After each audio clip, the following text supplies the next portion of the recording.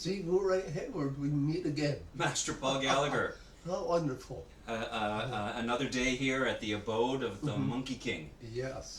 I was very happy to film with you yesterday, and I'm even happier to film with you today. Well, I feel the same.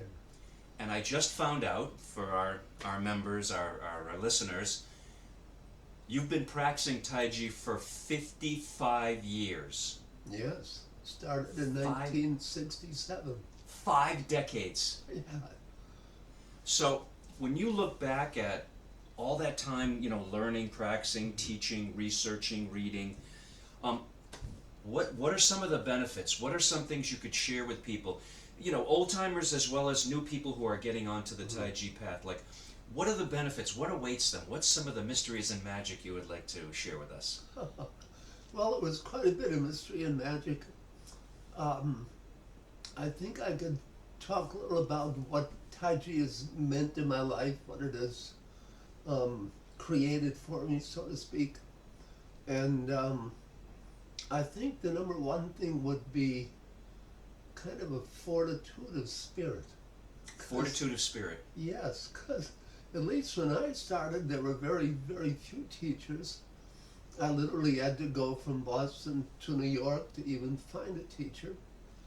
And that involved walking from my apartment to the end point of the Red Line MTA, which you know from Boston, Yep. the subway, would take that into South Station. South Station, yep. Would get the New Haven Railroad to New York, would then take the subway to the little hotel I was staying at, would then walk to my teachers. So just getting there was a project, and then getting back was an equal project, but I think that developed some kind of inner strength and fortitude. Just to get the learning, I had to really put out energy and be disciplined and be have some inner strength. And then I realized when I got there, the teachers, they'd be quite strict. So Yep. it wasn't like a little picnic I was going to. But it Just because you traveled all that way, really, it showed something to them, but that didn't automatically earn your way into their good graces. No, you had to, like I said yesterday, had to definitely put up. But what it taught me was to really value the teaching. And I remember so many days both going to BP Chan and Sophia Delza when I would, BP Chan and Sophia. With BP Chan, I typically drove. And I remember, especially on the driving occasions, when I'd get up at 4:15 in the morning. And, How many hour drive was it? about 4 hours. 4 hours one way. Yes. Wow. So while I would leave at 5, I would get there just at 9 o'clock, time for the private class. And I remember so many times, especially in winter, 4:15 on a Sunday morning, oh no, I don't want to do this. But I would. But I always remember when dawn would come about 7:30, I'd be on the Route 84 across Connecticut, and suddenly the energy would kick in, and it's like, this is beautiful. Look at the sunrise, look at the energy, or feel the energy of the sunrise. And so, despite my initial resistance, by the time I got to New York, I was just feeling good. And I was looking forward to working with Mr. Chan. And, he kicked my butt around quite a bit in teaching, but by then there was just kind of a good feeling and a good euphoria. So despite the challenges of getting there, in both cases, when I got there, it was very rewarding. And I think the discipline over that many years, just not every time, but many times making myself do what I didn't want to do, it really, really helped me in many ways in life, generally. Fortitude of spirit. Yes. Yeah, so that was one thing. Another one about the what it meant in my life, what I got from it was that we discussed this a little on our previous interview, was being in the energy orbit of the master was always At the foot of the master. always an experience, and Yes. no matter how I would feel getting there or whatever, just being in that energy was always an uplift. And of course, you never really knew what would happen, especially in the case of Titi Liang, because he was quite a prankster. You never quite knew what he would do next. But just, I think being in that energy was like a teaching in itself. That was a huge teaching.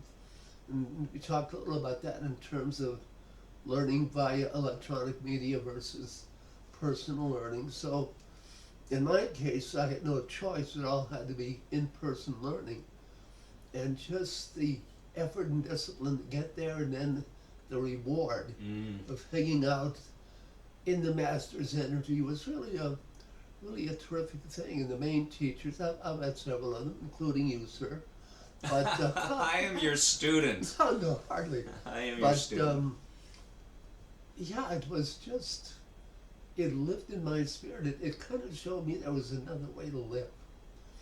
And I've come to realize that not only in Tai Chi, but in any discipline, if you meet a master of that discipline, they have that kind of charisma, that energy.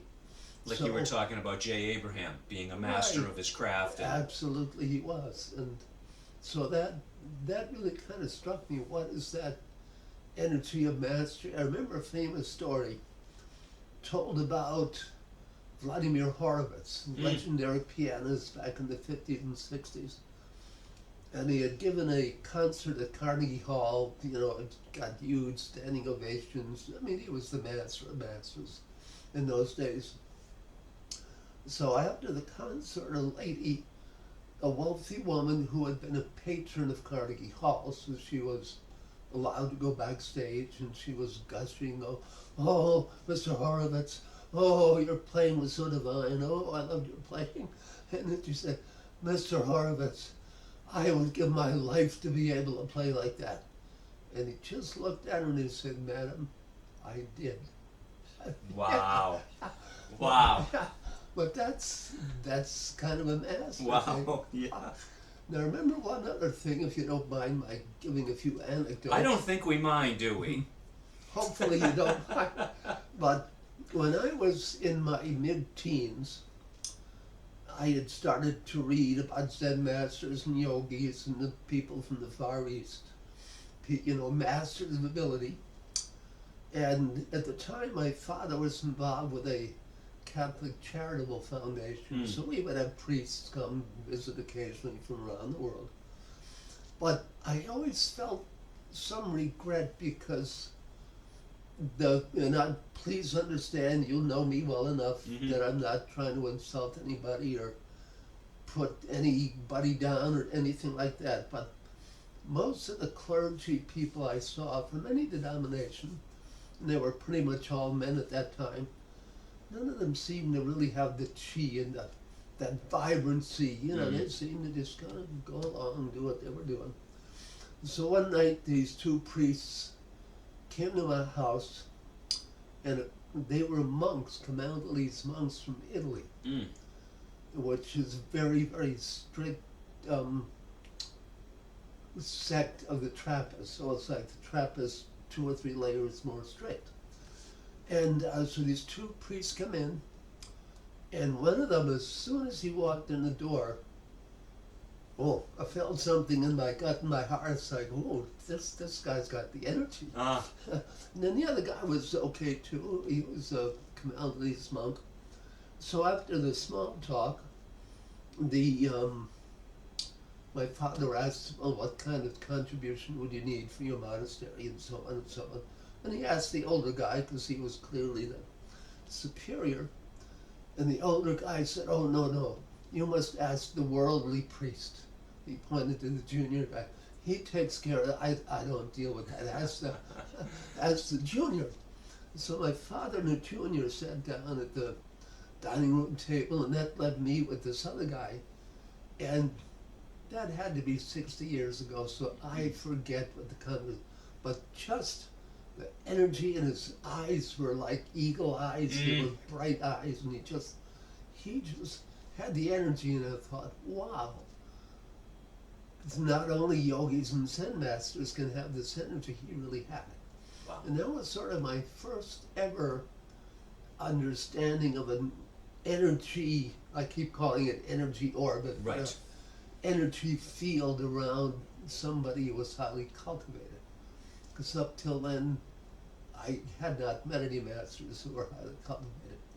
So back to Tai Chi, with the teachers, you know, you go through the effort of getting there, and then it's not only the teaching of the form and all, of course, that I wanted to learn, that it was for a few hours I'll be in this energy field. That was so rewarding. So that was another thing I got from it. And third, Being in the presence, the aura of mastery, and hopefully soaking up some of that and just getting that vibe. yes, absolutely, and kind of, you know, they would tell stories of their training, and so looking at Mr. Chan, what he went through in his training, and I mean, you know the story. He was a little boy of 10, and his father brought him to the Shaolin master. Now he's 10 years old. He wants to play and run around with the kids. Goes to the Shaolin master puts him in the horse dance, stand there for an hour. Well, I mean, he couldn't stand for an hour right off the bat, but little by little. But I remember him telling me, he said he'd be standing in the horse dance, and the legs would be aching, and he'd be watching the kids from the village running around and playing, and he said he hated it. Why do I have to do this? But in those days, if your father told you to do it, you did it. But then he said, after all these decades, I so appreciate standing in the horse dance for an hour. And he said that he said, my body literally grew into cultivation. So I didn't start late in life and then cultivate, but from the age of 10, as my body and my frame developed, I was literally developing in the cultivation. I thought that was very fascinating. Amazing. Yeah. But you were asking me about one other aspect, was just the joy of doing the moves. Yes. And I mean, like anybody else, when I started, I was clumsy, and having done the Oichi karate for almost 2 years, or stiff, trying to do Tai Chi and everything very stiff. And even 4.5 years after that, when I met Liang, he was, oh, so stiff. But where was I? Forget my train of thought with that. But oh yeah, so the learning of the moves was a little grueling, like it probably is for a lot of people. But and then I didn't have really any chi. It was just doing the moves. But little by little, as the energy came, especially after I began with Chi Ti Liang, then that energy, doing around felt good. It was the energy, and I developed this phrase that I would tell my students later on, that first you have to call the energy.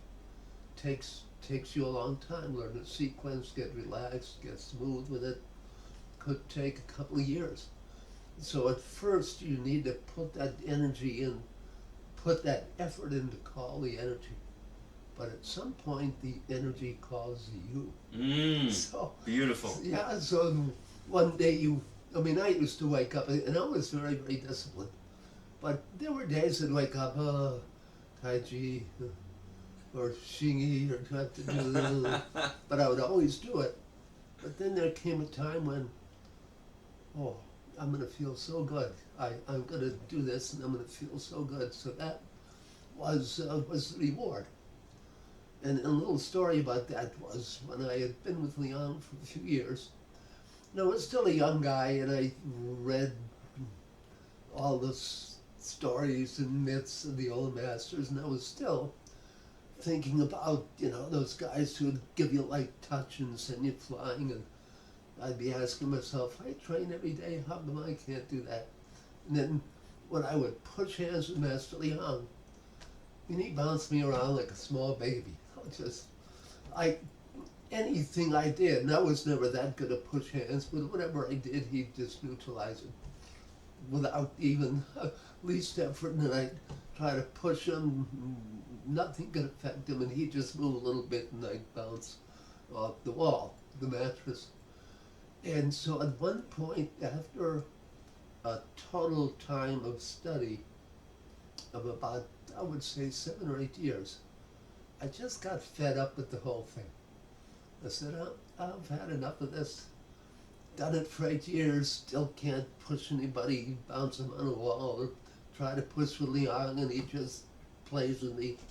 I'm finished. The heck with it. So I stopped. And I stopped for about 3 months. And it was kind of a relief, like I could wake up, don't have to train today, that's good. And then one day, it must have been 2.5 or 3 months, I woke up and I said, I miss that feeling. I miss the energy. Okay, I don't want to start up again, but I'll just do part 1 of the long set. So, this was in Wuming. This is my studio in Massachusetts. So I begin the long form, get to the cross hands at the end of part 1. Oh, this feels good. I think I'll do part 2. So I'll get through part 2. Oh, this is really feeling very good, part 3. And from that day, I continued doing it, and I just loved the feeling, and I never again had a thought of quitting. You know, at one point, Master Leon said to me, young man, you have to practice every day. And I thought, I was used to weight training, which was, upper body Monday, Wednesday, Friday, lower body Tuesday, Thursday, Saturday, take a day off. And also in karate, you go to the dojo 3 days a week, you were good to go. Yep. And he's like, no, you have to practice every day. I said, sir, are there any days I don't have to practice? He said, yes, there are 2. The days you don't eat and the days you don't sleep. Yeah, and the day you're dead. It's interesting you talked about pushing hands. I've actually heard some people who never met him say, well, that T.T. Leon was not that very good.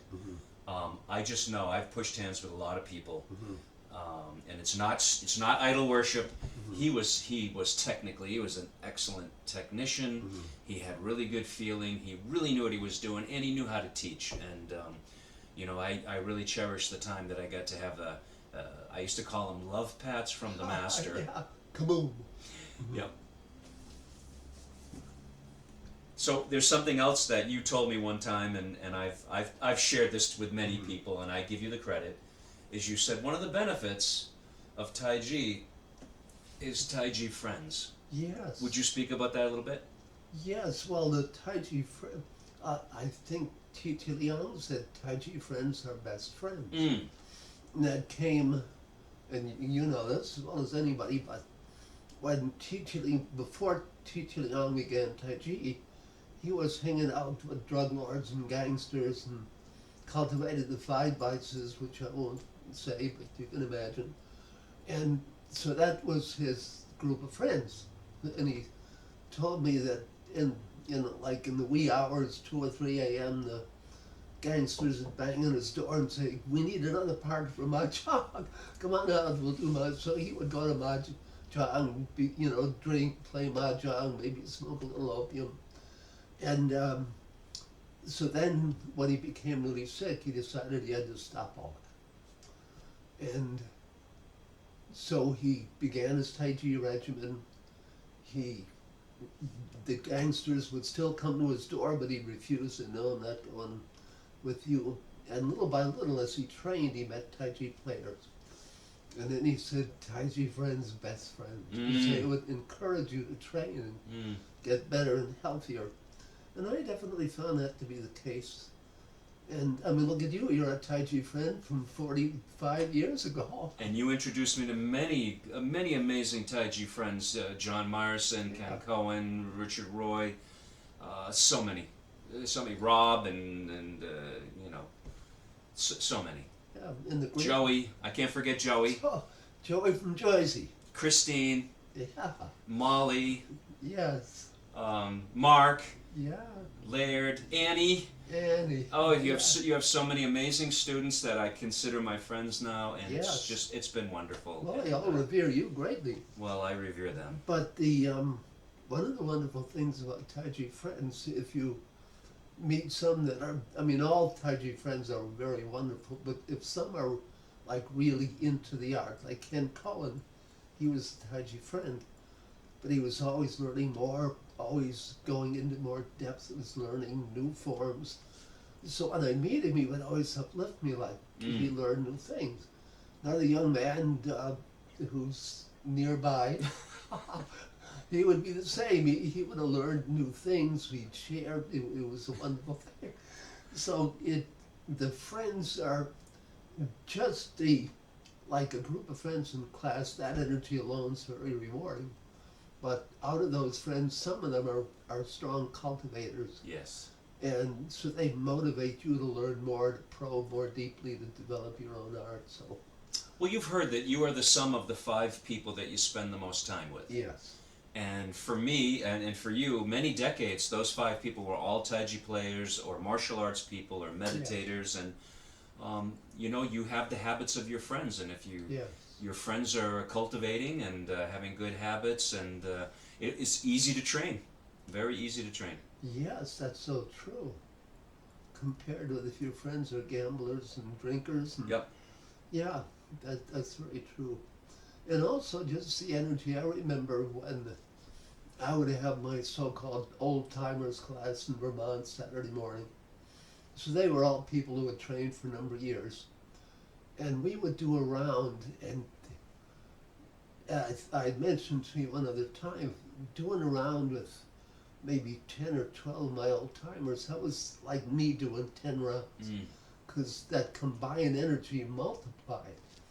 So having friends at that level just would raise your chi, and then we'd all go out for a little lunch and dinner after the class. It was very wonderful.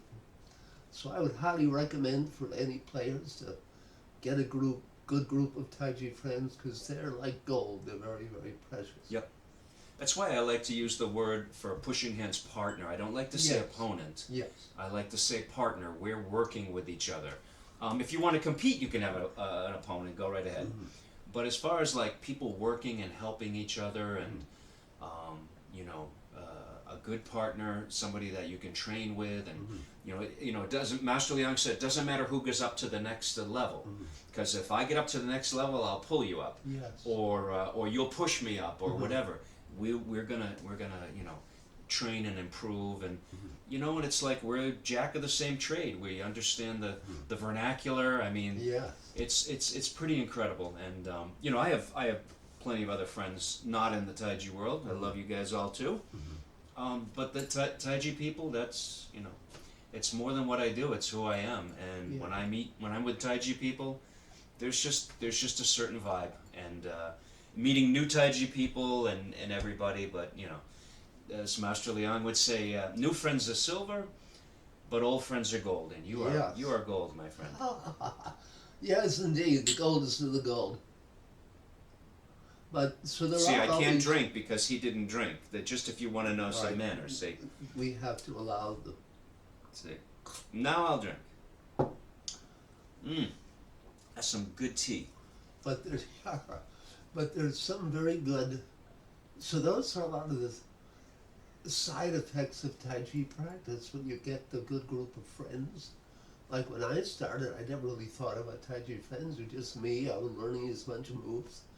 But then little by little, I meet other people like you and Ken Cohen and Almanzo and John Myers, and then starting to teach. I mean, automatically your students kind of become Taiji friends. Yes. So, And family. yes, more than friends. Because I can call students that were with me 40 years ago are still like family Yes. as soon as we start to talk. And some of the ones I've talked about, they've all sent their greetings, and it's a wonderful thing. Yeah. So I'll adopt this phrase that Zhou Manqing is supposed to have said once. I am the temple bell, and you can ring me and you will get something. So depending on how hard you hit with the mallet, that will be what you will get. So I'm opening that invitation to you. So what you're saying is a small question is going to get a small ring, Yeah. and a big question is going to make the. Hopefully, or it might be a big bounce check, and I don't have anything to say. Well, I know I have a big question for you. Because I know that you are now a senior member of the human race, and have lived a very long and fruitful life. Do you have any philosophy or phrases or aphorisms? What do you have? Something you live your life by, or you made up, or you borrowed from somebody? I don't know what to say. Do you have? I don't know. Master Liang always had his 10 guiding principles, Yes. and that was from his life. Make Yes. 1,000 friends, don't make one enemy, and that was gleaned from his life. Do you have Yes. something in that nature that you would be willing to share with us? I do have a couple that I live by, and one is, and I only really got into this surprisingly only about 5 or 6 years ago. Mm. But to try to convert my whole mentality, instead of thinking I'm a body with a spirit, or I'm Paul Gallagher, I'm this identity, and somewhere there's a soul, I tried to turn that all around to where I am primarily a soul. I'm having an experience as Paul Gallagher. Mm. So people, I think many people, including me for a long time, our so-called identity is, I am my name, I am such and such a gender, I am such and such a race, I know this or that, I got this job, I live here. Well, those, when you really think about it, those are all experiences. Mm. Those are not who you are. Those are who you are as infinite, eternal soul or spirit. Mm. And regardless of anyone's religion or lack of religion, that's my belief, is that we are a spirit, and if you turn around, even if you're going through a very difficult period of life, as I did a few years ago, and you think, oh my God, this is happening, that's happening, but if you switch it, I am a spirit. I'm having this experience as Paul Gallagher. Mm. And that experience is giving me more wisdom and fortitude and understanding about the bigger picture of life. So that was one, letting your identity be held in spirit, not in the body and your outer stuff. And another one, which is probably what I live more day by day, is what a cousin of mine, he was really more like a brother because we grew up together. And then later in his life, he lived with me for a period of time. And he was a great character. He had been in the U.S. Army for 20 years. Oh. He was a master sergeant. He had done work in military intelligence. He was an MP, he did law enforcement. So he was kind of a hard-boiled guy, but he really was a very loving and generous guy, even though if you didn't know him, he might look a little tough and hard-boiled. But he would come up to visit me, so I lived up in Vermont, kind of a secluded little corner. He was down in the Northampton area in Mass, that's college town, 35 miles or so away. And he had a business, was quite successful.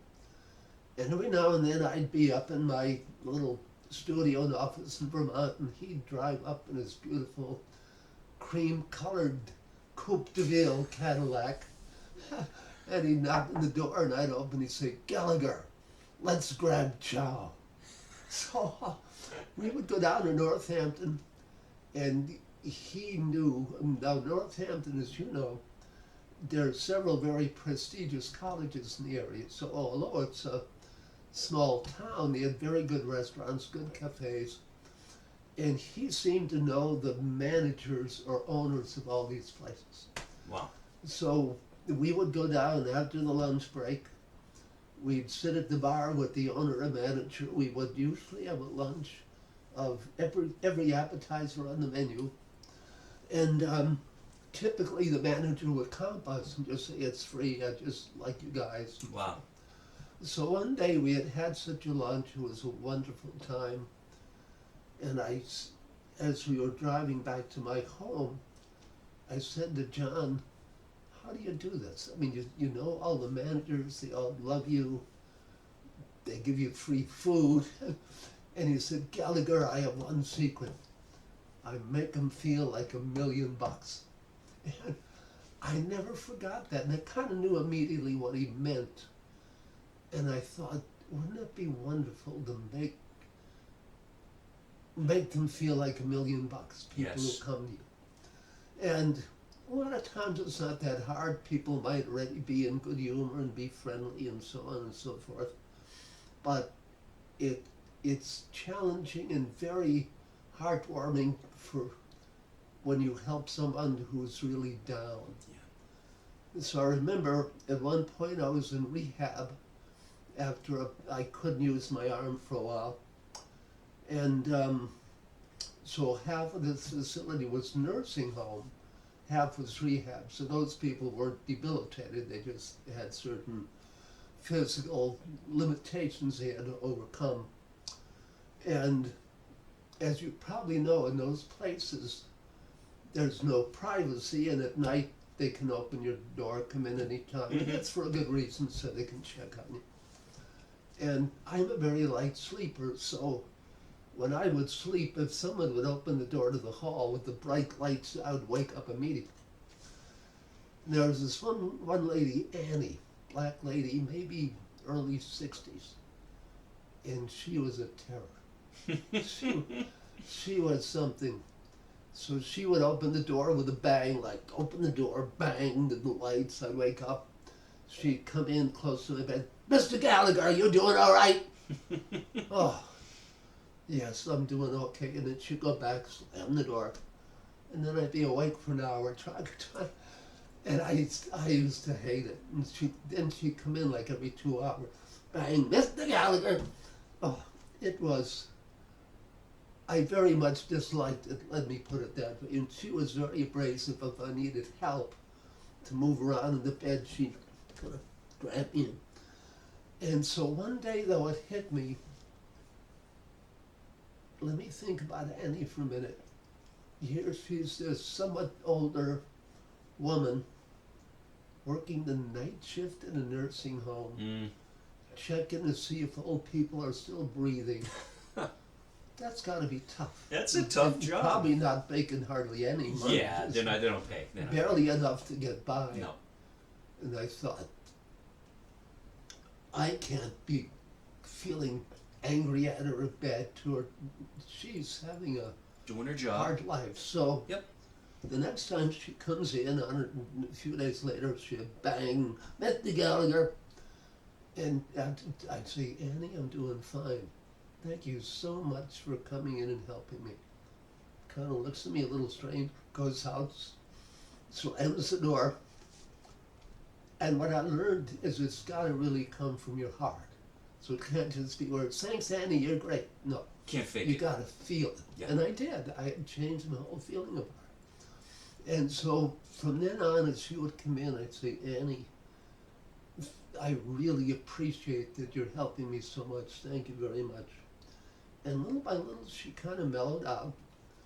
And toward the end, she was the sweetest. She, Mr. Gallagher, how are you tonight? Are you okay? It was total switch. Mm. And then the last day I was there, at the end of her shift, she said, Mr. Gallagher, can I hug you? Wow. Sweet. So you made her feel like $1,000,000. Yeah. And I said, of course, Annie, I'm into hugs, and hugged her.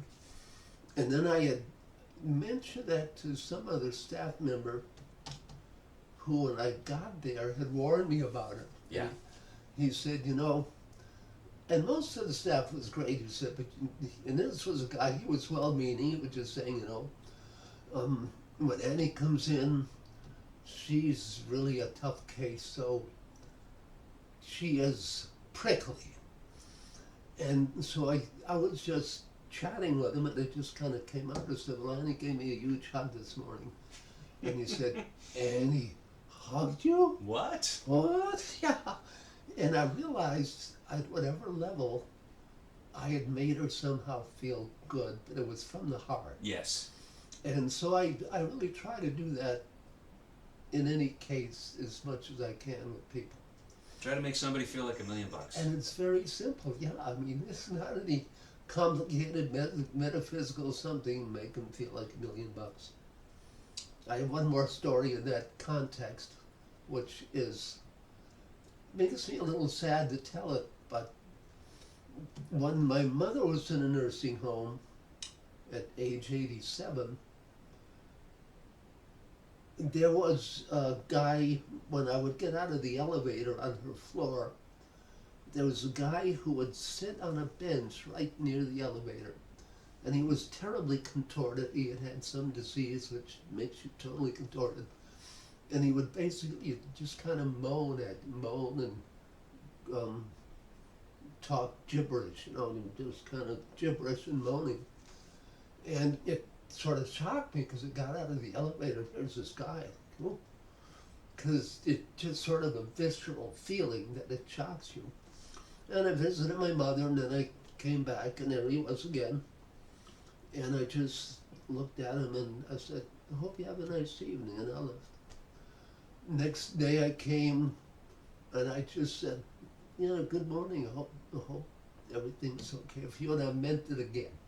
Now, obviously, everything was not okay for the guy. Right. But I was just expressing that I appreciated him.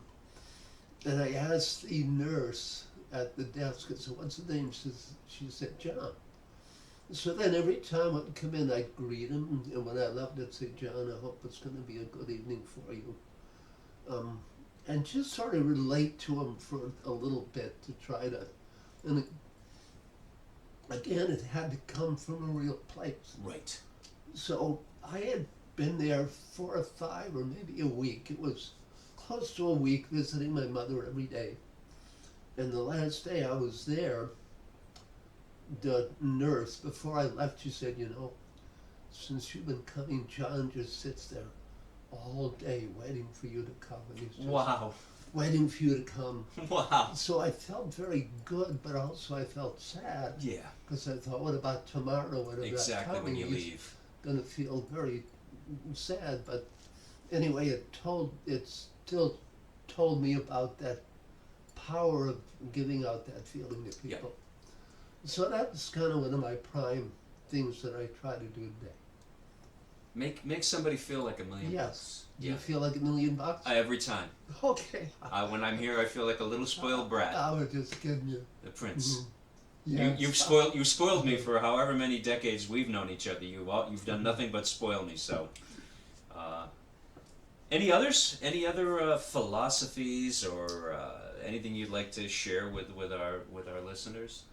Well, I guess the final thing, and this is it's sort of commonplace that anybody will tell you this, but I am really immensely grateful for every day of my life. I really am.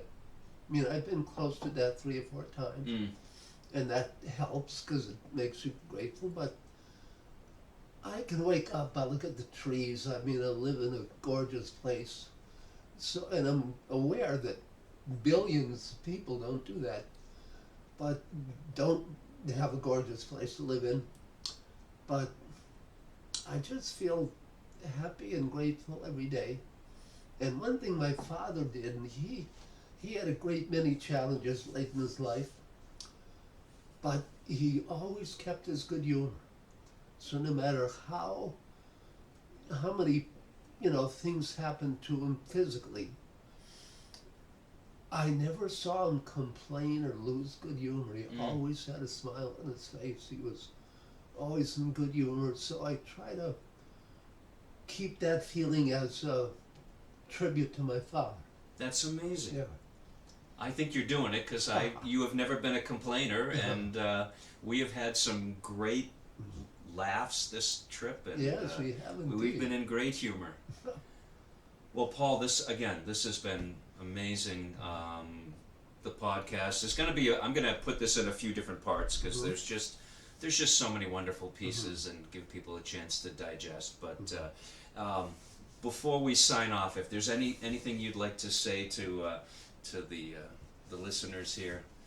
Last message for now, or whatever. I'm opening the floor to you. Well, I think we pretty much covered it, but for those of you who are training Tai Chi, the training will pay dividends that you can't even imagine if you just continue day by day. And I remember this phrase, but I think it's very worthwhile. And it might have been from T. Liang. Like, training is just putting down one sheet of paper every day. But for those of you who are training, and you might feel like you have challenges, you're not getting very far, it's difficult maybe if you're beginners even to remember the sequence or to have a smooth movement. Just remember the one sheet a day.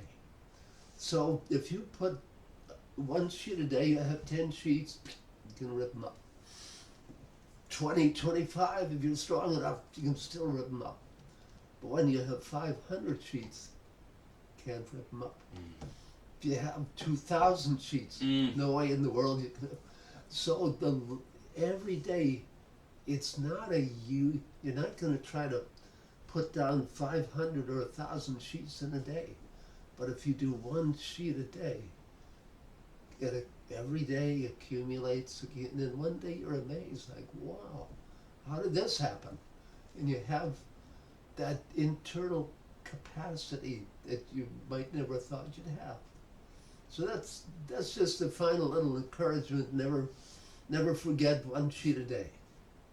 That's beautiful. I mean, that's it makes the journey. Journey of 1,000 miles begins with a single step. Yes. It makes the path of mastery accessible to all of us. So, my big brother, Paul Gallagher. Yes, sir. Thank you so much. I appreciate it. I know the listeners, the viewers will be appreciating it, and I hope to have another meeting with you. But until then.